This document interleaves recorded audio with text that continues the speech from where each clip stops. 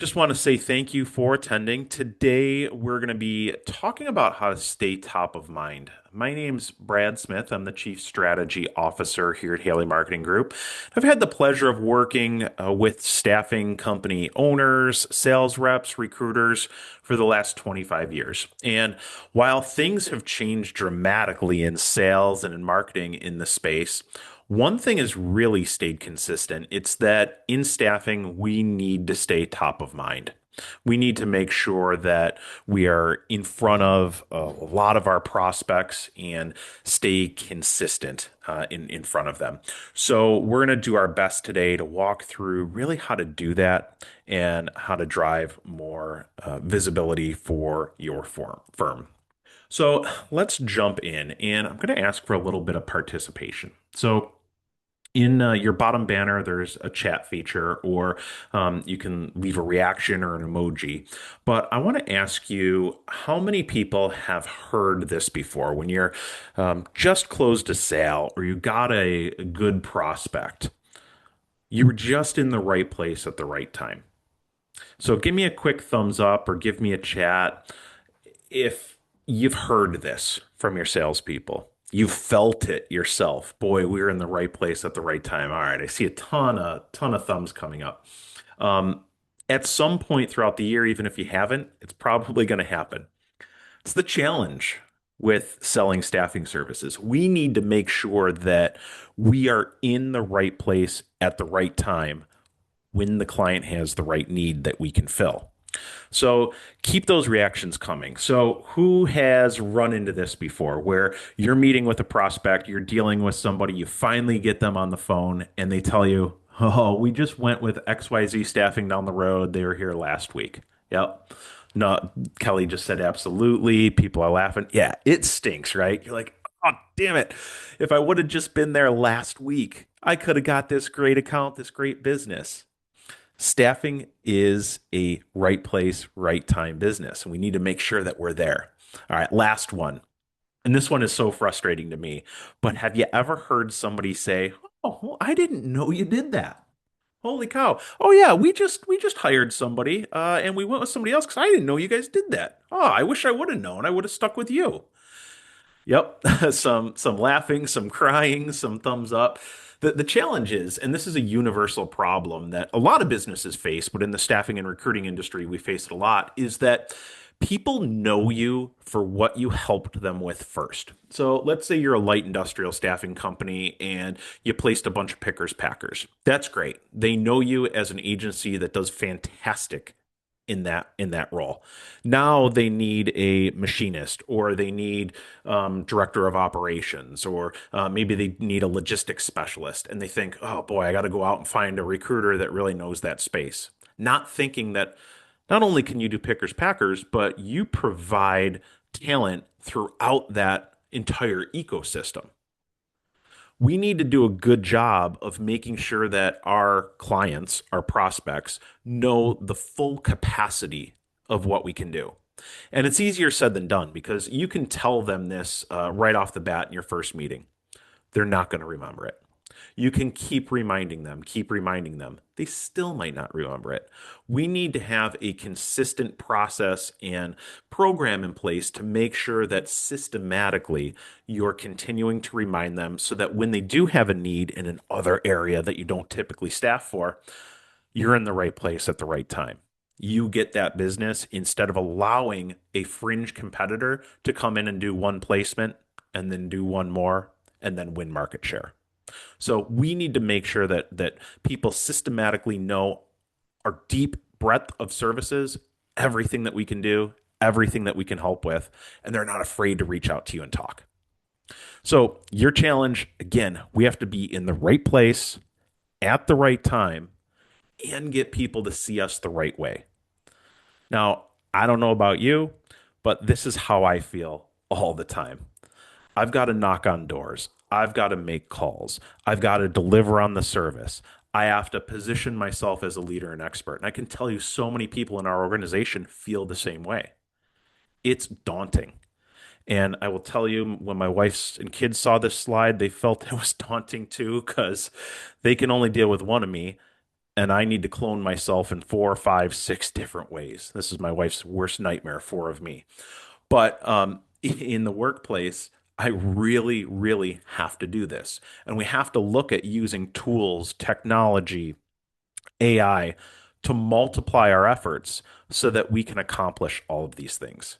It's not humanly possible for one person to do all that.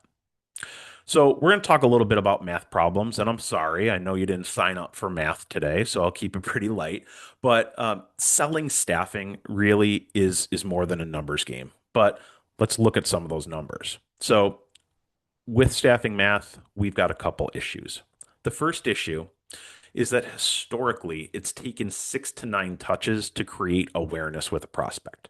I'd argue that today, especially with AI and everything that we consume, it's probably even higher than that. Then it takes 12 to 16 touches to open doors. So, not only just to create awareness so that somebody knows your name or your company's name, but 12 to 16 to actually open the door to get them to potentially begin to listen to you. And I've got a really good client and connection that tracks this to a T. And they've actually told me that it has taken them on average 70 touches to get that first sale. Now that sounds daunting. And in order to make that happen, you would need to clone yourself because it's not humanly possible for someone to get to that level of activity across all of the prospects and all of the people that they need to touch. The challenge here is we know it's going to take 6 to 9 touches to create awareness, 12 to 16 to open doors, maybe even up to 70 to get that first sale. The average salesperson isn't getting past 4. In fact, most of them aren't even getting past 2. Once they hit the voicemail, they might leave another message, and then after that, they're going to chalk it up to, boy, this person doesn't want to talk to me. It's not that they don't want to talk to you, it's that they're busy. They're getting inundated with calls from other vendors in staffing and in other places. They've got real business problems that they have to attend to. And maybe they just don't need you right now. But if you give up after 2, if you give up after 3, if you give up even after 8, we're not to a point where we're in the right place at the right time. So a competitor is going to swoop in and get that sale if they are. So we need to make sure that we've built a systematic plan to provide air cover for your sales team and recruiters. Help them get to those 70 touches so that they don't have to do all 70 on their own. So if you look at 70 touches across 100 prospects, that's 7,000 touch points. It's going to leave them feeling like this: frustrated, not sure where to go, not sure what to do, doing a ton of simple, easy tasks just to hit their quotas and hit their numbers, but not doing the right tasks to get the conversations and to get the sales. They're going to be focusing on maybe C and D level prospects to hit their numbers instead of focusing on the A prospects that's going to help them get the sale and drive the revenue. No human can do this. To have a chance, we need something more. We need to provide that air cover. Staffing math issue number 2 is that in most markets, you probably don't have thousands of prospects. And if you're saying to yourself, well, I do, I have thousands of prospects, well, you've probably not done a good enough job of singling out who the true, real A prospects are, and you're lumping everybody together. If you're lucky, each salesperson probably has a few hundred good leads at any given time. So to win, we can't just play a numbers game. We need to make sure that we have a strong impact on every lead that's an A or a B lead for us. We need to focus. We need that systematic process for nurturing. And that's what we're really going to talk about today. So, we're going to go through how to build that systematic process. It's not necessarily about outnumbering our competition, it's going to be out nurturing our competition. We need to start by identifying who the right leads are. And I mentioned it earlier. If you feel like you've got thousands upon thousands upon thousands of prospects, dig into those. See who truly really is the right prospect. Not just any company, but the ideal company that fits your ideal client profile. And then once you do, dig in and understand their needs intimately. Know what keeps them up at night. Know what their biggest challenges are. Know what headwinds they're facing in their industry and in their organization. Know what's going on about them and their company. Once you do that, then we're going to build a systematic plan to deliver value and do it consistently. We're going to make sure that over time we build trust because we know their needs, we know who they are, we're delivering value, we're helping them overcome those challenges. We've got a great online reputation so that when they do consider us, there's third party support there, and that's going to build trust. And if we can do all that, we're going to drive results. We're going to drive more consistent conversations, and we're going to get more wins. We're going to have stronger relationships, and we're going to have growth that's actually sustainable, not just lucky. So let's get into the concept of nurturing. And we like to think of this as our not so secret weapon for staying top of mind. So, what is nurturing? It's that process, that systematic process of outreach. It's going to help us keep our company top of mind. It's going to make sure that we're in the right place at the right time with the right message when our prospect actually has a hiring need, when they don't know what to do because they've got open roles, when they're not hitting their goals because they can't find the people to physically do the work that they need to get done. That's when we're going to win business, and that's when we're going to win market share. So, the systematic approach needs to take care of five things. And I just saw a question come in. Will we receive the recording? 100%. Yeah, we record all of these and we put them up at lunchwithhaley.com afterwards. You'll get an email with a link to that too. Um, Now, getting back to nurturing, we need to build five key elements into our nurturing campaign. One, we need to educate. We need to educate our prospects. Um, there's a concept called buyer enablement right now. And with the influence of AI, what we're seeing is that before a buyer, especially a B2B buyer, ever considers talking to you, they've done 80% of their research. They're already 80% of the way through the sale, and they're only ever going to pick up the phone and talk to your sales rep to finalize that. Okay.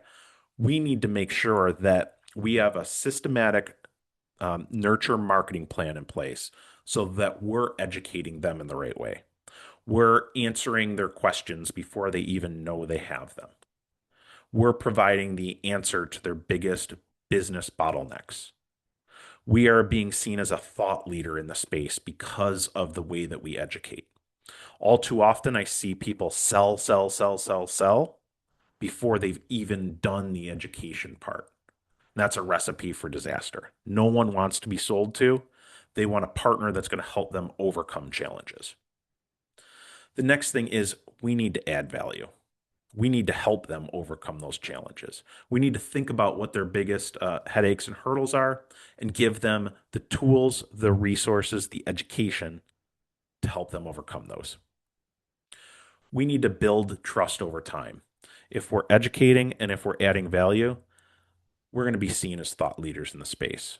And once you're a thought leader, you're no longer just a vendor trying to get a sale. You're a trusted partner.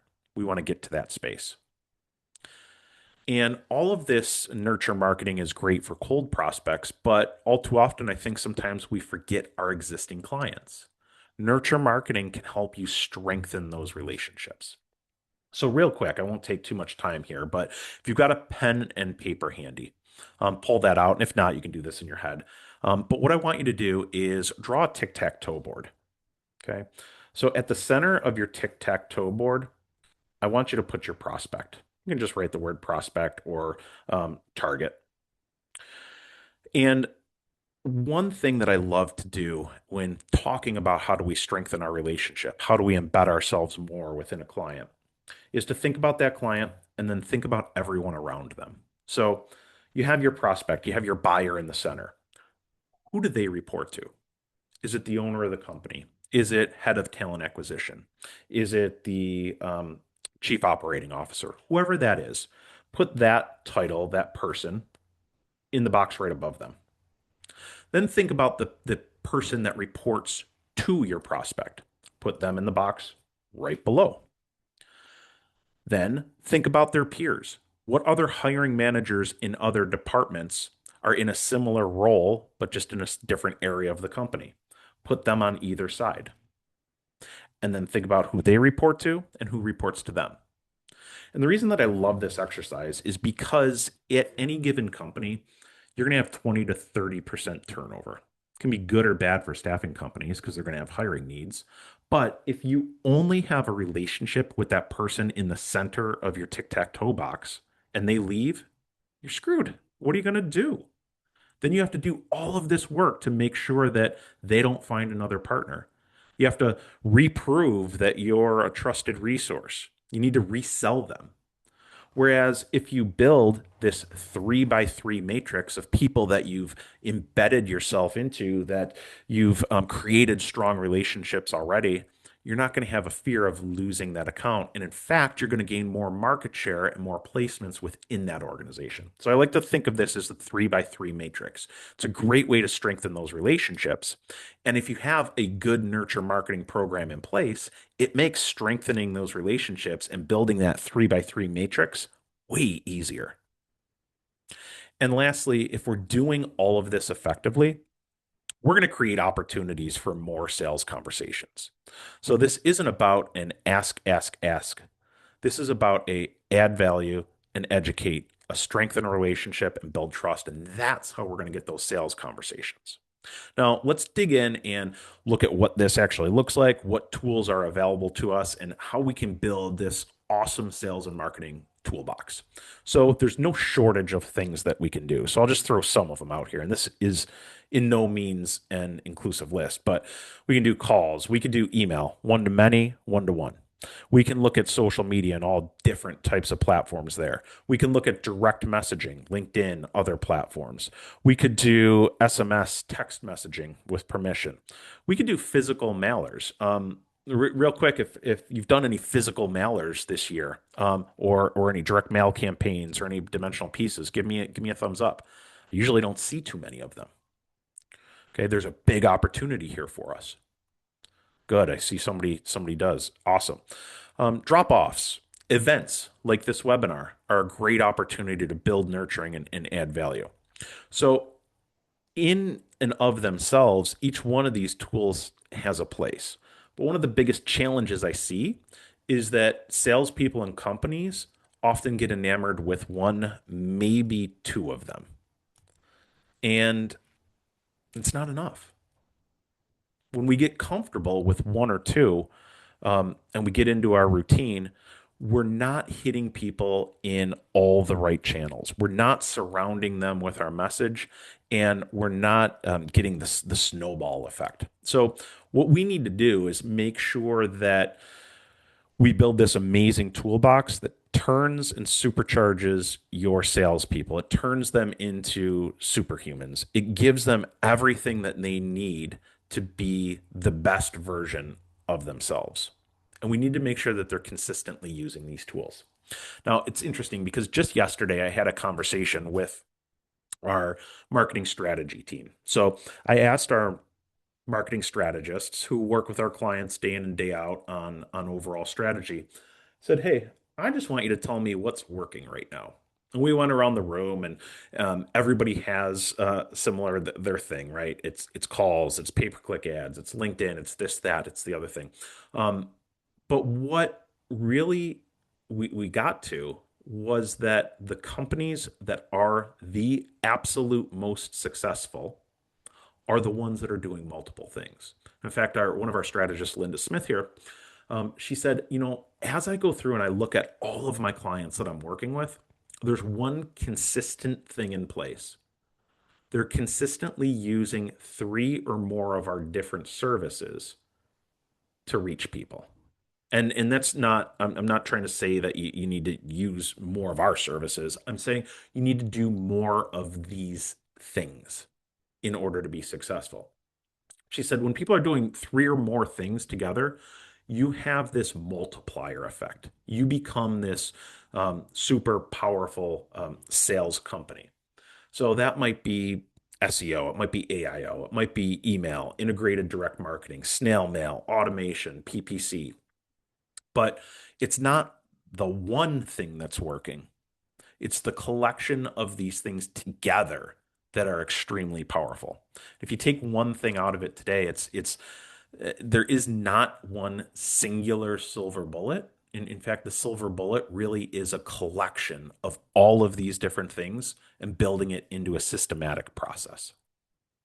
Now, let's get into what this systematic process actually looks like and how we can use that to stay top of mind and really uh, elevate the outcomes for our sales and recruiting teams. So, we're going to get into two different nurturing solutions. I'll show you examples of each of these. And I forgot to mention here too, I'm going to leave time for Q&A at the end. So as we're going through these slides, if you have questions, if you have challenges, or if you have case studies of things that have really worked for you that you'd love to share, drop those in the chat, please.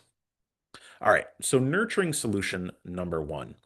I want you to look at and consider branded publications. So, what do I mean by that? Well, we'll get into some examples, but a branded publication is something that is regular, something that's consistent, something that you do on a schedule, on a cadence. It's regular outreach, and ideally, it's branded to your company. So, um, people see the company name, maybe they see your recruiter or salesperson's name. You're building that brand recognition. You're getting those 6 to 8 to 10 impressions so that people actually kind of know who your company is.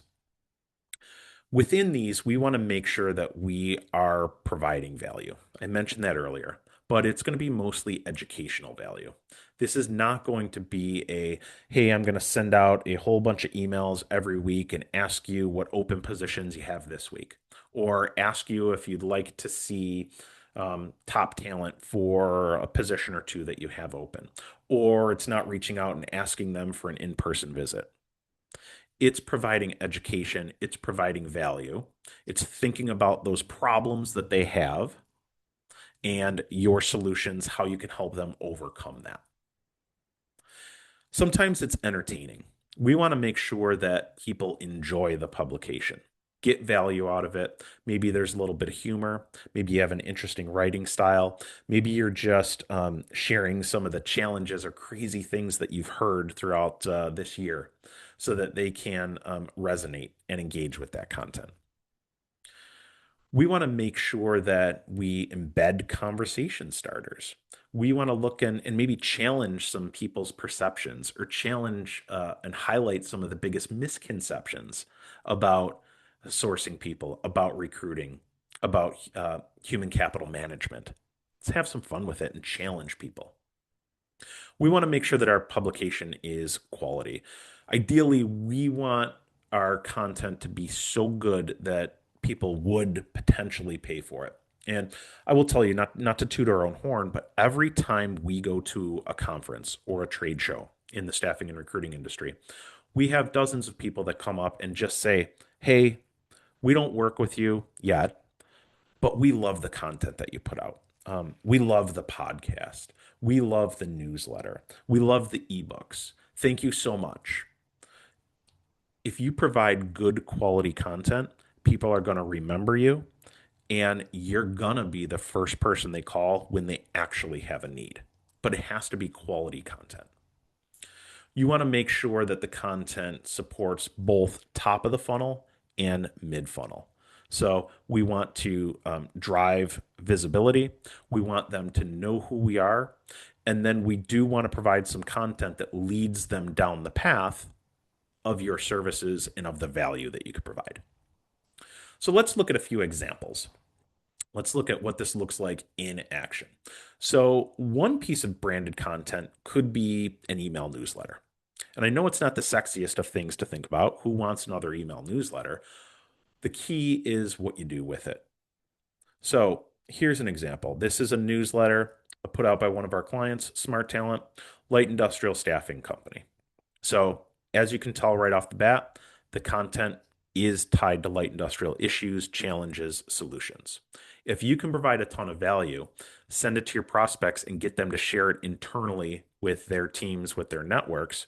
This is where you begin to build out that 3 by 3 matrix. This is where you embed yourself deeper. It has to provide value, and it's not a sell. Okay. In this example, there's no selling. Um, you are providing a full guide that they can use, and you're providing a solution to an issue that they have. Now, here's another example: Superior Staffing. They're not light industrial; they're a office clerical professional organization. So their topics and their content is much different. Multiple pieces of content in this. And then they do include a soft ask sometimes in one of the sections of their newsletter. So it's value, value, value, soft ask. Here's another example, print publications. When I mentioned earlier, and I got a few thumbs up with people that do any type of direct mail. David mentioned snail mail with an exclamation point. That's awesome. Print publications are extremely powerful right now. Ask yourself when the last time, other than just a big postcard from an oil change place or something like that, ask yourself when was the last time you got a really engaging piece of direct mail that was dropped off on your desk. It's probably been a while. Before we go to any conferences or trade shows, we do print publications, we do direct mail to people. And I will tell you that every single time people come up to us and say, "You were the only company out of this entire expo hall that sent me a physical mailer." It really helps you stand out. It puts you in a different position. And here's an example. We have several of our clients that put out an Insights magazine. It is custom branded to their organization. And when I say magazine, it's a full magazine. Might be 20, 30 page magazine. Has some ads, some highlights throughout, but it's an educational, enjoyable piece of content. Most of them are putting this out every other month. And then in between months, when there's not a hard copy version, what they're doing is supplementing and sending out email insights. It's put up on their website as a ebook version. There is a huge opportunity for you to create print version, whether it's mail, it's drop off, a valuable resource that gives your salespeople something to actually have a conversation around. And I will tell you, the clients that are using this, they'll show up a prospect and they'll be like, "Oh, thank goodness, the next issue is coming out." They can't wait to get it. Really sets you apart from the competition. David just uh, put a comment here. He said, "We send handwritten notes to our first contact with a decision maker." David, I love that. And we'll get into that in a little bit here. But how many other companies are actually doing that, are actually going through and handwriting, reaching out? It helps you create that bond. And the key there is to build it into a process, build it into a system so it's consistent across the entire organization. All right, let's say you do produce a branded publication, whether that's an email newsletter or print version or some other publication. Some of the keys are making sure that there's a multi-channel outreach. So don't rely on just one platform. If your main publication is an email, add in an occasional mailer. If it's print, add in email. So you're reaching people in different ways. Oops. Make sure that your sales team is doing some one-to-one sharing of this content. You could send a teaser. So for those Insights magazines, before you show up on site to drop off a collection of a few magazines, send your prospect a one-to-one email. Say, "Hey, I just wanted to let you know at some point this week I'm going to be stopping by. We just released our newest magazine. I'm going to drop some copies off for you." Create some anticipation before you send that or a teaser. And then what I love to do, even with an email newsletter or something else, I'll sign up for our own email newsletter. I'll consume all of the content. And then when I see something that I think will resonate with one of our clients or one of our prospects, I'm going to forward that email, forward that newsletter to them and personalize it. I'm going to say, you know what? Hey, David, I know that we were talking last week. You had mentioned that you're dealing with some turnover issues. I don't know if you saw this or not, but in our latest newsletter, there's a great article on ways that you can reduce turnover in your organization. Just wanted to share. It's a great way to build that personal connection and leverage all of the amazing content and publication that you've already invested time in. Now, nurturing solution number two. So, number one, we're either a newsletter or print version. Nurturing solution number two, I want you to think about automation sequences. These, I think, can be extremely powerful. This is a way to make sure, if you remember earlier in the presentation, each sales rep, if they have 100 contacts, they've got to have 7,000 touches. Automation sequences are an amazing way to help get these touches in. So, a series of touches that are specifically related to an individual prospect's needs or interests. They could be based by triggers. It could be a seasonal thing, or it could be that they've posted a specific type of position, or they've engaged with a piece of content in the past, and it's going to set them up to receive some level of different automations moving forward. And I'll show an example of this here in a minute. Ideally, these are going to be multi-channel. We want to reach them via email, LinkedIn, phone calls. We want to make sure that we surround these prospects with our messaging. We want to make sure that throughout the automation sequence, we're supporting middle of the funnel. So, talking about specific education, products and services that match a problem that they're having, and then also bottom of the funnel when they're closer to potentially becoming a client. We want to make sure that we're sharing social proof. We're going to talk about next steps and what they could do to move things forward. All of these different things can help support your close and improve your close ratio. So, some examples of this. So you can see here a sequence. So starts with an email, and then within a few days of that, we're going to automatically send that person a LinkedIn invitation. So before they ever get our LinkedIn invitation, they've seen just an email with our name. Our name pops up in their LinkedIn invitation list, and they think, oh boy, I think I know David for some reason. I don't know how, but I'll accept the invite. If they accept the invite, then we're going to wait a few days and maybe have an automated chat message that gets sent. If they didn't accept the invite right away, maybe in a few days, the automation sequence is going to go visit their profile. Or maybe it's going to send us a task internally to say, hey, go visit this profile and like or comment on one of their recent posts. Then after that, we're going to wait a few days and send another email or two. Then after that, maybe there's some other conditional sequence. So basically, what we're doing is thinking through what that process looks like. We're having some if then logic based on what they do. And then we're going to get them on a path to continue nurturing them and getting to a point where we can finally ask for what we're trying to do, whether that's a meeting or something else. And in this case, here's one of our sequences. This is, potentially an email that gets sent, 2 or 3 weeks after we started the campaign, but is only sent to people who have accepted our invite, opened emails, expressed some level of interest. So we've identified that they're closer to the end of that funnel or the bottom of that funnel. So we've provided an introduction, we've provided some nurturing, we've connected with them, we've provided some value. They've indicated through their actions that they are potentially a high level prospect. And now this is our ask. We want to send them some top candidates. So this is a very simple workflow, but I just wanted to share what that kind of looks like. We want to make sure that we're not going in and saying, hey, I recently saw that you posted a role. We've got some good candidates. We need to lead up to this. We need to show that we are trusted. We need to show that we're adding value to the equation before we make this ask.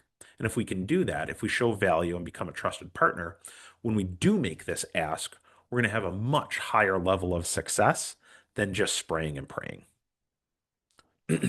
So now let's talk about turning branded content into sales. So how do you integrate this into your existing sales process? So first, we need to make sure that we build our list constantly. I had a client years ago that started with us, wanted to do a branded newsletter, and this is going back 15 or 20 years. Wanted to do a branded newsletter, had no list, none at all.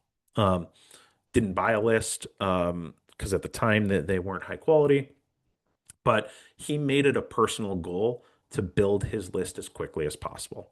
And in 10 months, he had 3,000 people that he was systematically marketing to. And that was just him. Then he showed his entire sales and recruiting team his process, and his list amplified even more. So, what he would do is when he would knock on doors and do site visits, as he was going through a facility, every single person that he met, he would ask for their business card. He would make a connection and send them a one-to-one follow-up afterwards. Every networking event that he went to became an opportunity for list building. Every reference check he did became another contact on his list. And systematically, you went from 0 to 3,000 to 6,000 to 12,000 to 20,000. But what he did was a routine, not a chore. So instead of just, screaming at your recruiters or your salespeople to enter information into the CRM or the ATS, show them how to effectively do that and make sure that it just becomes a routine, not a chore. If you can end every call, every client or prospect contact, ask for info and send that follow up. As David shared earlier, he sends a personalized note. That's terrific. But get into that process of asking every person that you talk to for their information. They're either going to be a candidate, a client, or a referrer for you in the future. All right. Number two, we're going to do a one-to-one follow-up right after meeting someone. And that could be print, that could be email. But the way that I like to do this at scale is have a saved email template. So let's say you have a conversation with somebody over phone, over Zoom. You've got a transcript of that call. You've got a saved email template. Let's use AI to our advantage now. Let's drop that saved email template and the call transcript and say, hey, AI, create a follow up for me. It's going to personalize it and let them know that you talk with hundreds of other hiring managers, authorities, business owners, business leaders in the local market. Let them know when you hear something that's relevant to their business, when you hear somebody that's doing something interesting or engaging, or they've overcome a problem that your prospect faces, that you're going to share that information with them. Don't tell them, hey, I just want your contact information so I can add you to my nurture email newsletter list. Nobody wants that. Explain the value that you're going to provide to them. There's a huge fear of missing out. And if you could be the person that gets them insight, that explains to them what others in the market are doing, that outlines how other companies with the same problems they have solved them, that's going to position you as a thought leader and an expert in that place, in that space, and make sure that you're the person that gets the business, not a competitor down the street that just called and said, hey, do you have any openings? And again, add them to your newsletter list.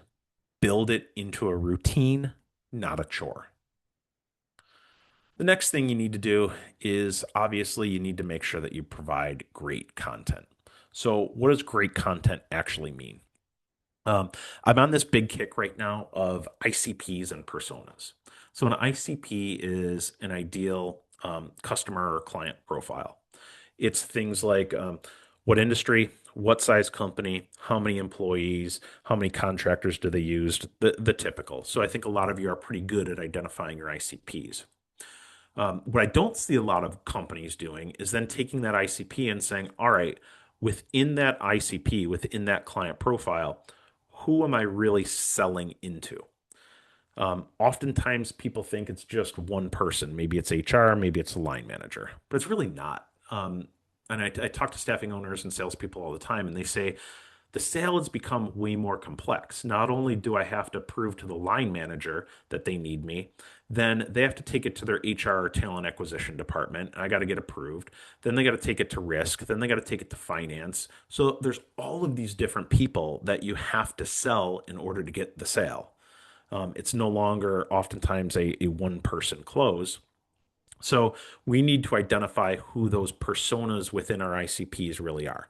And oftentimes it's the direct hiring manager, it's HR talent acquisition, it's finance, and sometimes it's senior leadership. So for your ICPs, there's probably 3 to 5 different individual personas that we have to address. And we have to understand their challenges and create content in our publications that address their and speak to their challenges because the challenges of the line manager are very different than the challenges of the CFO. And if we're only focusing in on one individual, we're missing out on an opportunity to sell across the entire organization. Then I want to introduce you to something called the Challenger Insights. And this is a sales methodology or a sales framework. There's a great book called The Challenger Sale. And the basic premise of this is relationships are built and strengthened when you actually challenge people to think in a slightly different way. We want to help them see something new about their business. We want to help them solve hidden problems or identify hidden opportunities that they didn't see before.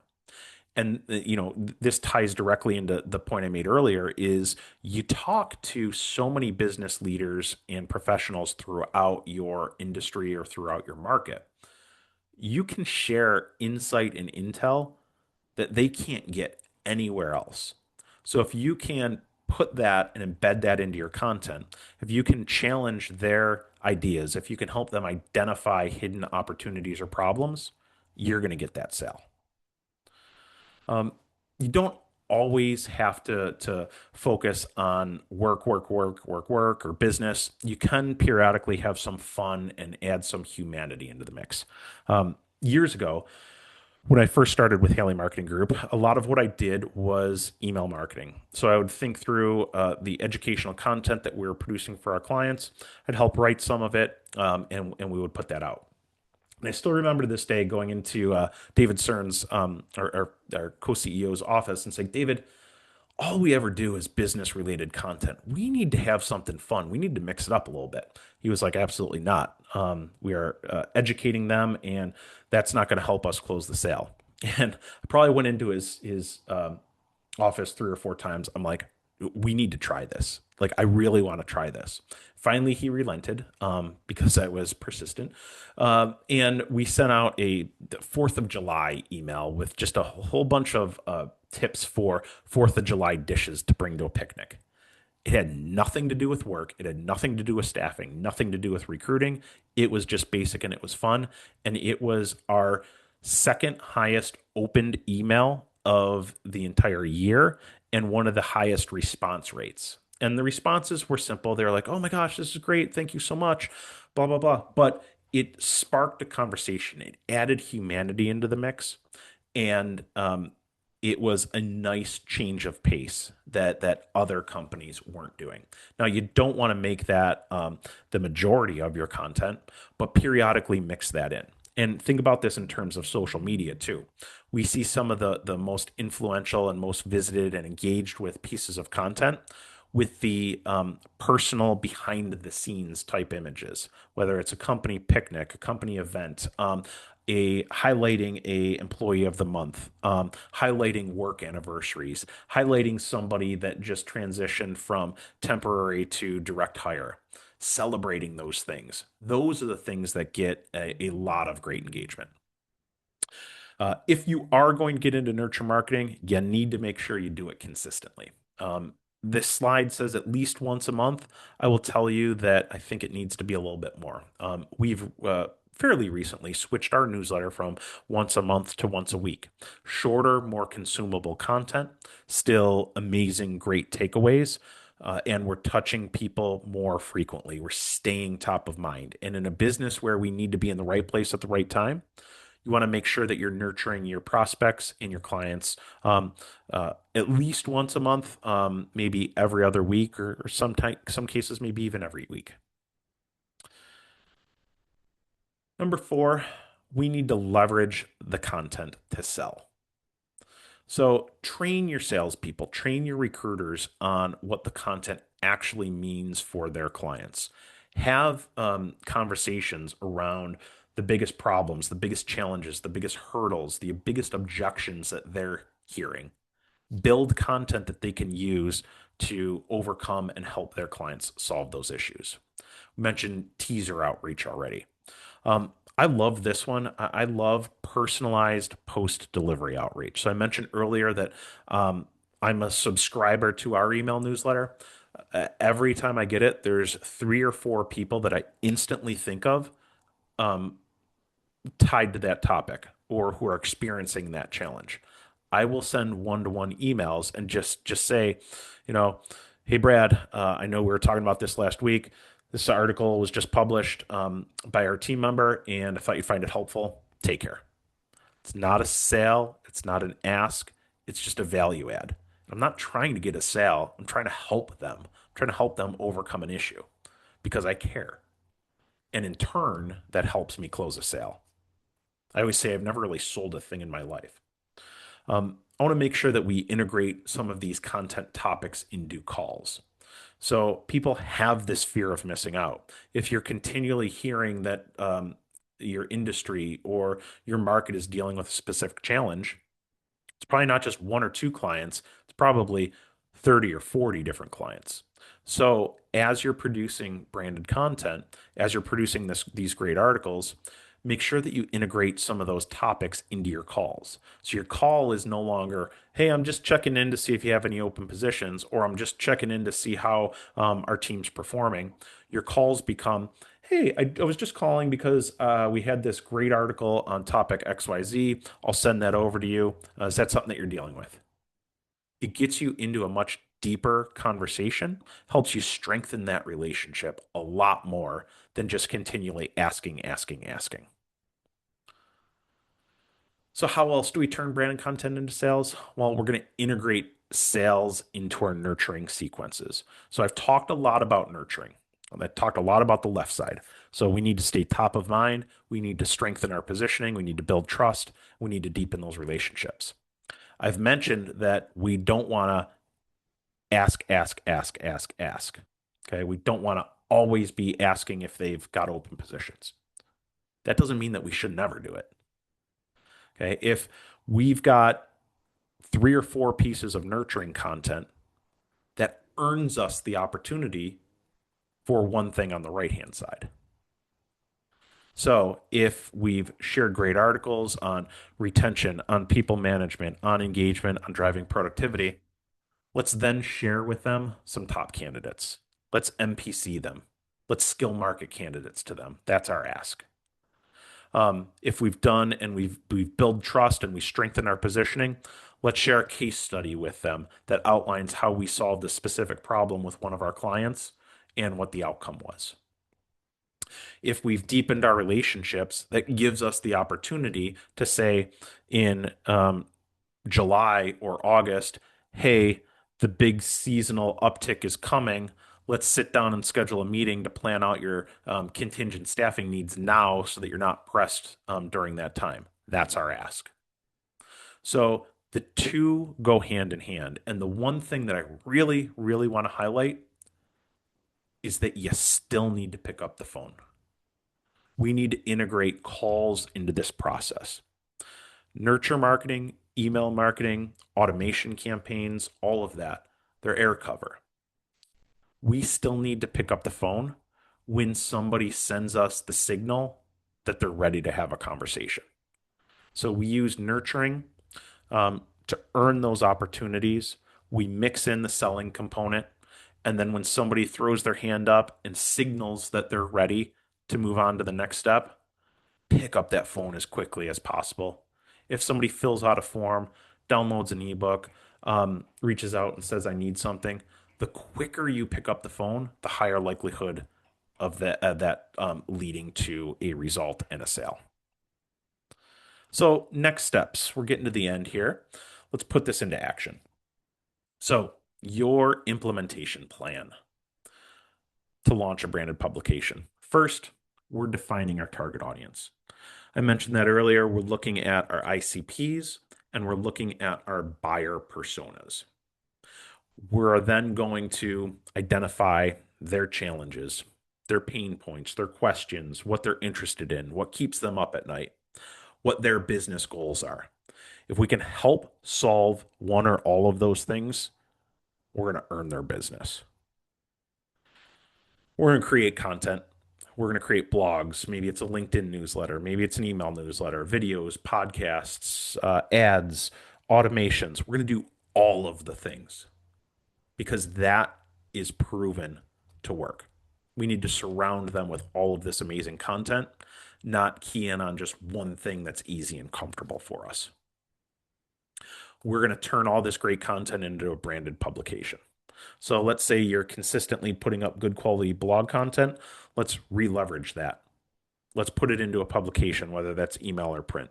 Let's turn it into a LinkedIn newsletter. Let's take that blog and record it as a podcast or a video cast. Let's take one piece of content and turn it into 10.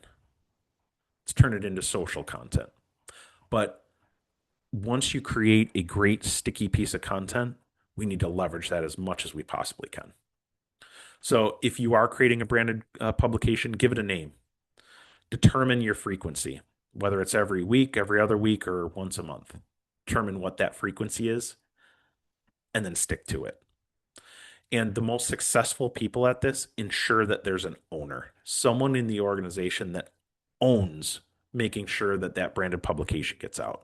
That doesn't mean that they're responsible for writing all the content, designing things, laying it out, implementing. It just means that there's an owner that is going to say every single month, this is getting out no matter what.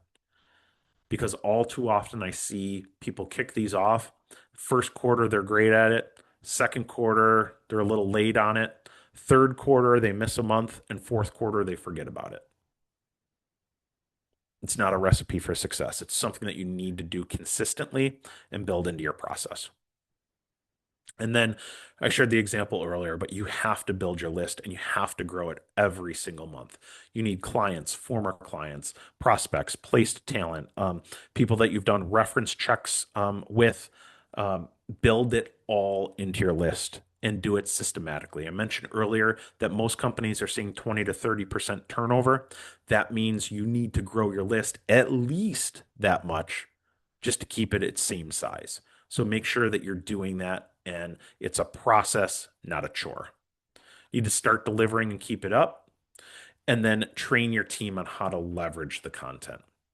And then periodically add sales enhancers to the mix. So you've got your education, your trust building, your thought leadership. You've earned the right to ask for a meeting, to skill market talent, to ask for an engagement. So don't ask. Make sure that you provide value, then ask. And you're going to see your close ratio go up a lot.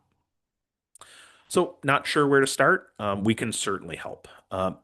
Next week, Tuesday, Susan from our team is going to be doing a product demo. She's going to walk through Haley Mail, which is our branded newsletter and content program. It's way more than a newsletter. She'll walk through all that. She's going to walk through our Insights magazine and outline how you could create a branded publication for you. And then she will also walk through sales funnel automation and talk about those sequences and how we can build that in to turn an average sales rep into a super amazing superhero sales rep. And then in June, we're going to talk a lot about recruitment marketing and how to attract and retain more A talent. So make sure that you reserve your spot at lunchwithhaley.com. And you can sign up for all of those webinars. And as a special thank you, we'd love to help you build a branded publication. You can reach out to us. And for attending the webinar today, we're offering free startup on our sales funnel automation services.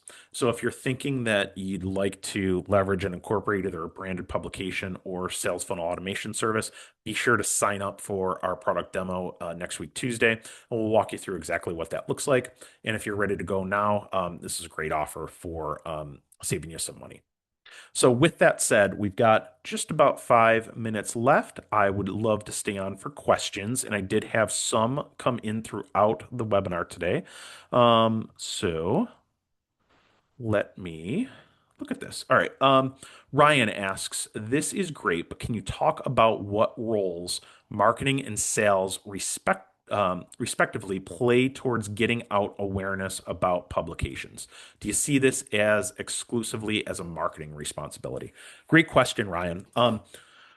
I think the line between sales and marketing has blurred so much, and I think that's a good thing.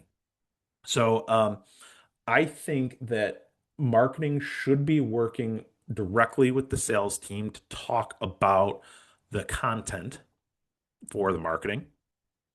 I think that we should be having deep conversations about what objections companies are having, what conversations the salespeople are running into, what objections they're getting, what's holding them up from closing the sale, what the biggest pain points of clients are. So I think it's sales responsibility to share that intel, that insight, and that market knowledge. I think it's marketing's responsibility to help put that into a piece that's truly effective for the sales team. And then I think both of them are responsible for getting that out to as many people and in front of as many people as possible. I think marketing can help give salespeople the tools and the resources to do that, whether that's automation to scale their outreach, whether that's mass communication, or whether that's templates and process for one-to-one follow-ups. I think marketing can also play a role in helping make sure that prospects are followed up with quickly. In this industry, speed wins. So as soon as there's a form fill, whether that's a task that gets triggered to the salesperson or whether that's some type of automated marketing and sales message that goes out. I think we need marketing and sales need to work together to figure out how to get back to those people as quickly as possible. All right. Another question came in. What advice do you have to someone running marketing solo for a staffing company? Ooh, that's a big one. So, I see this at a lot of staffing companies. So, an individual running one sole individual running marketing for a staffing company needs to be an expert in search engine optimization, AI optimization, email marketing, website building, branding, recruitment marketing, um, direct response marketing, automation, working with the ATS. I could go on and on and on. But what I'm getting at is there's not a single person in this world, myself included, that is an absolute expert in all of those fields. So, and this isn't me trying to just sell or pitch, but I think you need to surround yourself with the right people and vendors that can help you do all of that effectively and efficiently. So, I think you look at what you're an expert in internally, what you really enjoy doing and are really good at. I think you focus there. And then I think you look to outsource individual bits in order to do a lot of this. And not to turn this into a sales pitch either, but if you are a solo marketer and need help with content, you've probably seen this launched and promoted, but we have a new AI platform to help people exponentially grow their marketing footprint. So it is a tool and a technology that can be used for email marketing, SEO, AIO, blog writing, social media marketing. So it really helps the internal marketing person really produce some high level content at scale. So I would definitely look at a platform like that to amplify everything that you need to get done in a given month. Another one came in, Savannah. What are some of your favorite marketing automation platforms? Ooh, that's a good one. There's no shortage out there. Um, I will say that I've worked with several companies that have embedded HubSpot at some level and some degree. I think for many small to medium sized companies, it might be a little overkill, and you're probably only going to use a fraction of the tool and spend a lot of money for a fraction of the tool. So, um, if you're really getting into automation, I think HubSpot is great. There's some other tools though. So we've used Apollo a lot. So if you don't have a great list, Apollo can be a great source for that list, and then some marketing automation built in. One of the big ones that we're using right now in that workflow that I showed you earlier was from a tool called Lemlist, Lemlist.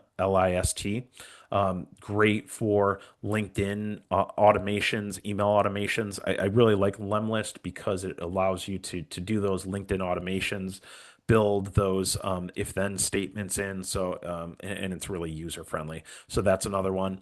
And then specifically in the staffing and recruiting market. Sense, Bullhorn Automation, some great platforms there.